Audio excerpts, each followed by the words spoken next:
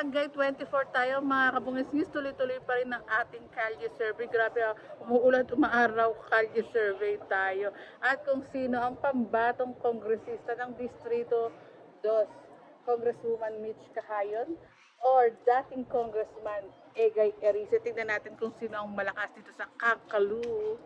Ayun, nag-iinto tayo, nagsisigaw si ma'am. Sino ma'am?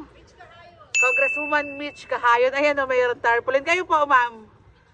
Ayan, Congresswoman Mitch Cahayon din sila. Maraming salamat po. Hi ma'am, pwede po bang magkalye survey kung sino po ang inyong napupusuang kongresista? Sa dating Congressman Egay Erice. Kayo po, ma'am. Kung sino po ang inyong napupusuan sa Kongreso? Ayan, dating Congressman Egay Erice. Salamat po. Hello ma'am, pwede po ba magkalye survey po? Kung ngayon po ang botohan sa Kongreso, sino po ang gusto niyo maging kongresista?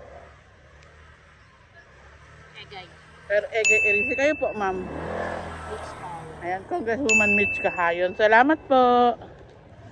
Kalye survey lang po kung sino ang pambato niyong kongresista kung ngayon po ang botohan. Kalye survey lang po.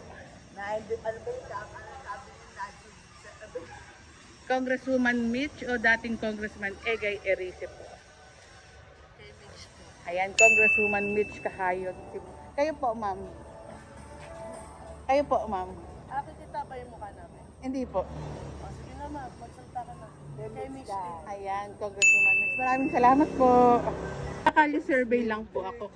Kung ngayon po ang botohan ng pagiging kongresista, sino po ang pambato nyo dito po sa Distrito 2? Congresswoman Mitch o dating Congressman Egay Erice?